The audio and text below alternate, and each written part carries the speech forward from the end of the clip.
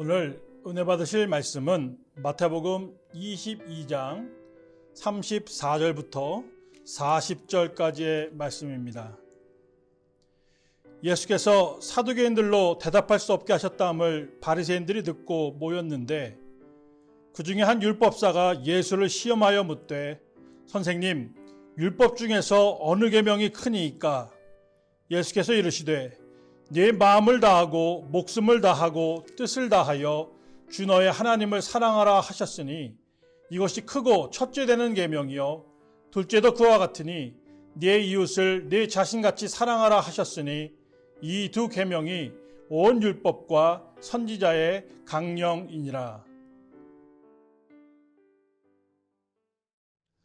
사순절 세일의 기도의 6번째 날입니다.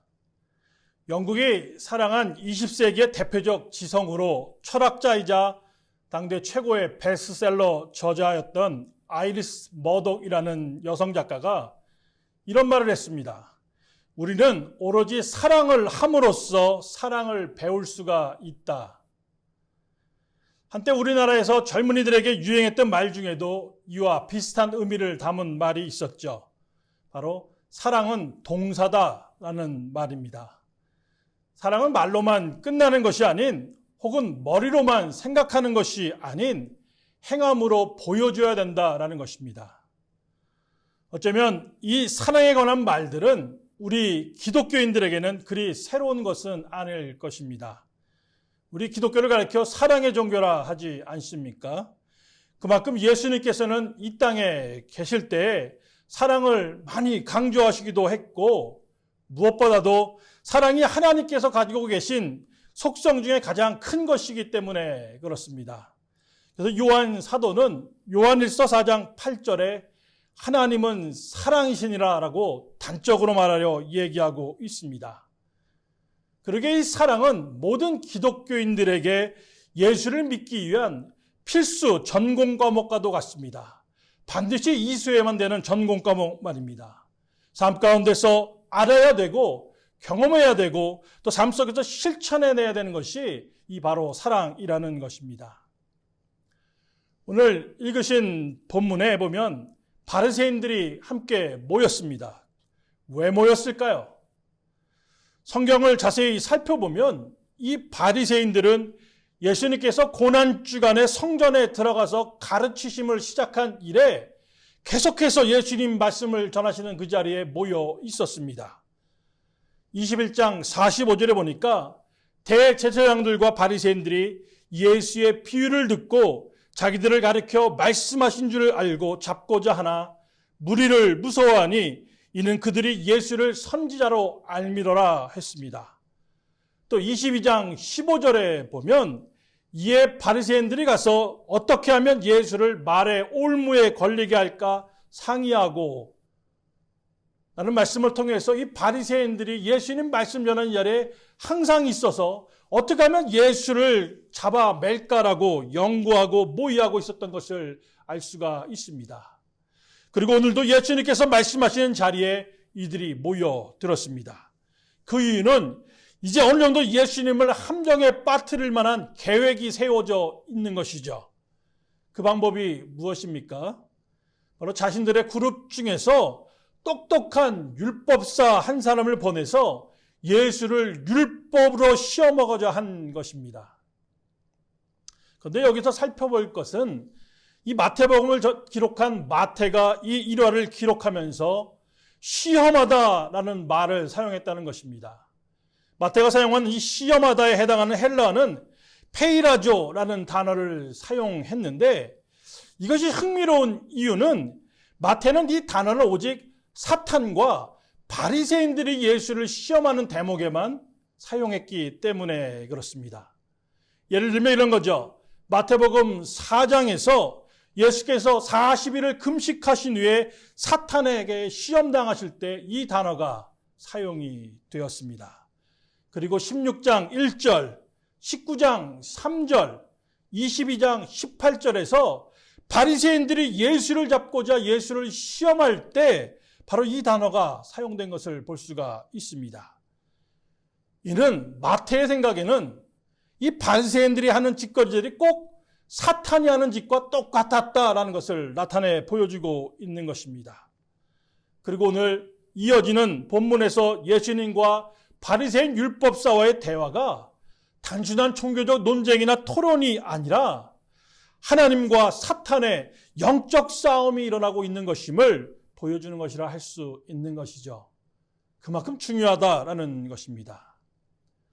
상황이 이렇다 보니까 이 바리새인들이 호락호락 나올 리가 없죠.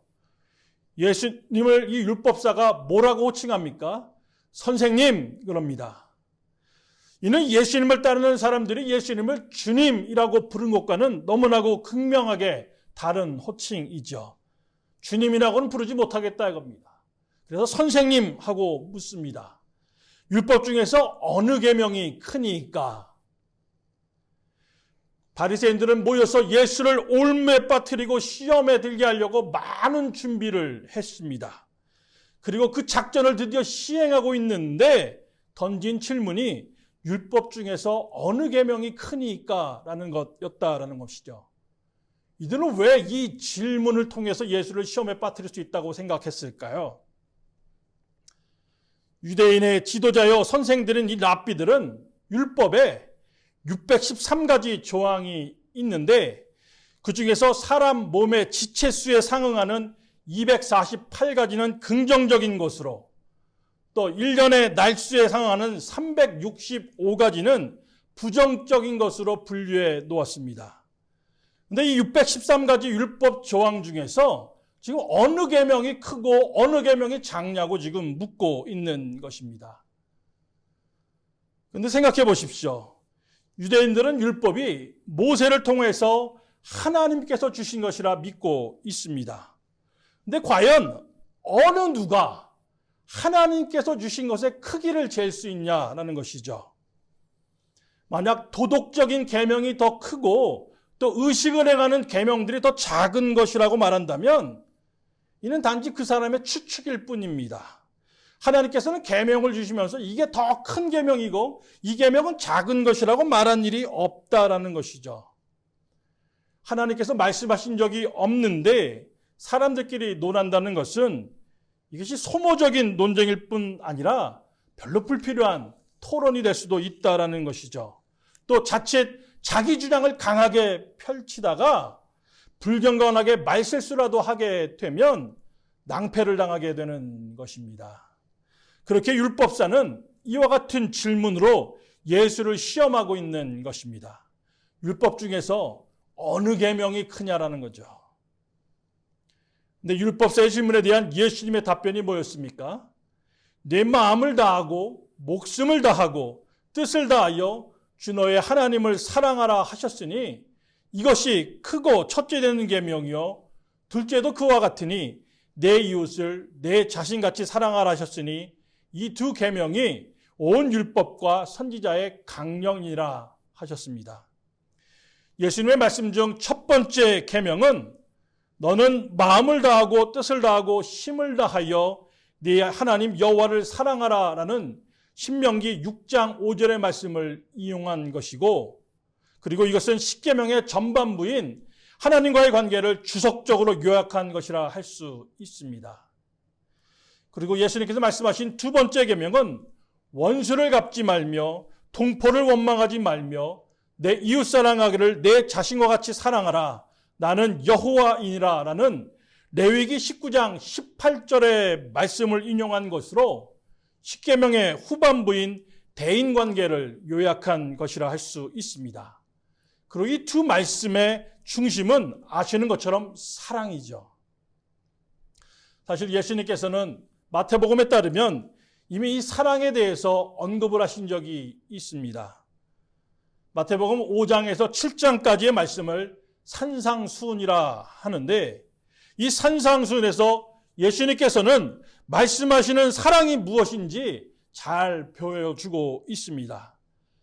예수님께서는 산상수훈을 통해서 당시 바리새인들을 포함한 유대인들이 감히 생각지도 못했고 또 생각지 못하기에 실천할 수는 더더욱 없었던 그 사랑의 영역을 말씀하고 계셨죠. 보복하지 말고 악한 자를 대적지 말고 오른뺨을 치거든 왼편도 돌려대고 속옷을 가지는 자에게 겉옷까지 내어주고 억지로 오리를 가려거든 십리를 같이 동행해 주고 원수를 사랑하고 박해하는 자를 위해서 기도하고 우리를 사랑하지 않는 자라도 그에게는 사랑을 베풀라 등등 우리가 감히 생각지도 않았기에 실천할 엄두도 내지 못할 만한 그 사랑의 영역들을 예수님께서는 이미 말씀하고 계셨습니다. 근데 과연 이런 사랑을 우리가 할 수 있는 것일까? 아마 바리새인도 또 다른 유대인들도 이런 생각을 했을 것입니다. 2009년도에 출판된 책 중에 그 청년 바보 의사라는 책이 있습니다. 이 책은 안수연이라는 젊은 의사가 33살의 나이로 생을 마감하기까지의 그 짧은 삶을 소개하면서 예수를 믿음으로 어떤 사랑으로 주변의 사람들을 섬겼는지를 소소하게 기록하고 있습니다. 의사로서의 삶 이전에 기독교인으로서 한 명의 성도로서 환자뿐만이 아니라 병원 청소하시는 분, 식당 아주머니, 침대 시트를 가는 도우미, 병원 내에서 구두 닦는 구두 닦기, 심지어는 병원비가 없어서 야반 도주한 사람까지도 찾아가서 사랑으로 섬겼죠. 그러다가 유행성 출혈에 걸려서 33살의 나이로 세상을 일찍 떠났습니다. 근데 그의 장례식이 있던 날 놀라운 광경이 펼쳐지는 거죠. 4,000명이 넘는 사람이 장례식장으로 찾아와서 그의 떠남을 눈물로 배웅했다라는 것입니다. 그 4,000명이 누구겠습니까? 바로 이 청년이 기독교인으로서 사랑으로 섬겼던 그 사람이 그 청년의 일찍 떠남을 안타까워서 눈물로 배웅을 해왔다라는 것입니다. 이 안수연 청년은 사랑은 머리로서가 아닌 행함과 진심을 함으로 하는 것이 무엇인지를 보여주었고 기독교의 사랑은 사람을 가려가면서 하는 것이 아님을 보여주었다라는 것입니다. 어쩌면 우리에게 소홀히 여겨지는 부분이 바로 이런 부분일 수 있습니다. 우리는 신앙이 좋은 사람을 판단해 가면서 예배 참석 잘하고 기도를 열심히 하고 헌금 잘하는 사람으로 생각합니다. 이런 사람이야말로 신앙 좋은 사람이다. 그리고 이런 사람들이 누구예요? 하나님을 사랑한다는 사람이다라고 생각을 하는 것이죠. 근데 그것이 진정 예수님께서 말씀하신 사랑의 온전한 모습일까요? 이웃에 대한 사랑은 어디에서 찾아볼 수 있는 것입니까? 당시 바리새인들을 포함한 유대인들에게 그들의 이웃은 동료 유대인들까지만이었죠. 그들이 생각하는 이웃이라는 개념에는 사마리아인 없었습니다. 이방인들이요?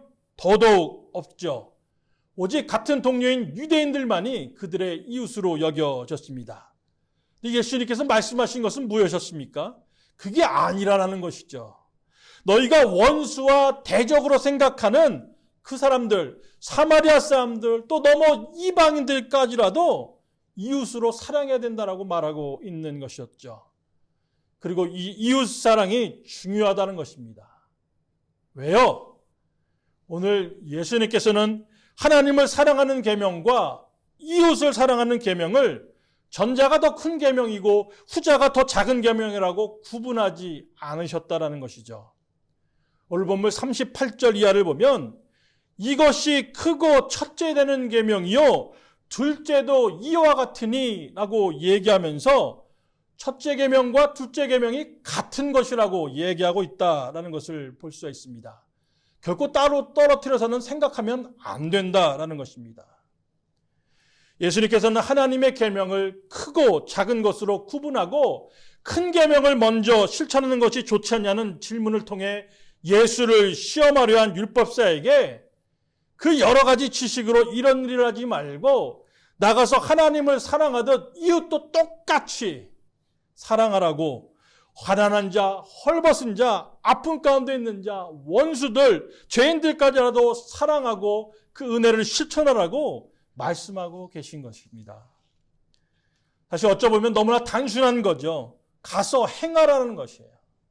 말로만 얘기할 것이 아니라 머리로만 613가지 계명 달달달달 외울 것이 아니라 그 계명의 중심이 되는 온 성경 말씀의 중심이 되는 이 사랑을 가서 실천하라고 예수님은 율법사에게 답하고 있는 것입니다. 하나님을 섬기는 것, 하나님께 직접적으로 행하는 것과 같이 느껴지는 예배, 기도, 성경 읽기 등만 중요한 것이 아니다라는 것이죠. 오늘 하루가 시작이 되었습니다.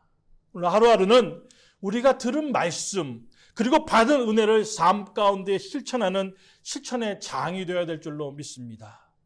오늘도 주님께서 명하시는 대로 오늘 하루 누구를 만나든지 또 어떤 문제 앞에 이르든지 사랑으로 실천함으로 승리하는 그런 은혜를 누리시기를 축원드리겠습니다. 오늘 함께 기도했으면 좋겠습니다. 오늘 하루 작게나마 사랑의 실천을 할 수 있는 마음과 기회를 달라고 하나님께 기도했으면 좋겠습니다. 우리가 지난 주일부터 하루 3번 이상의 성도님들에게 안부 전하기를 캠페인으로 벌이고 있는데 오늘 집에 계시면서 3분 이상의 우리 성도들에게 안부 전화를 실천하는 것은 어떨까요? 두 번째로 코로나19를 위해서 수고하시는 의료진과 자원봉사자들을 위해서 기도해 주시고 속히 백신과 치료자가 개발될 수 있도록 기도해 주시기 바랍니다. 마지막으로 환우들과 연로하신 성도님들을 위해서 또한 기도해 주시기 바랍니다. 제가 기도하고 마치겠습니다. 사랑과 은혜가 풍성하신 하나님 아버지, 우리 마음 가운데 예수의 은혜를 말미암아 사랑이 넘치게 하여 주시옵소서. 우리가 정말 하나님을 그 무엇보다 사랑하듯 또한 하나님의 말씀에 따라 우리 이웃을 사랑할 수 있는 마음이 우리 가운데 넘쳐나기를 원합니다. 오늘 하루가 시작이 되었는데 우리 손을 내밀어 이웃을 섬길 수 있는 그 사랑이 넘쳐날 수 있도록 인도하여 주시옵소서. 모든 것에 감사하며 예수 그리스도 이름으로 기도합나이다. 아멘.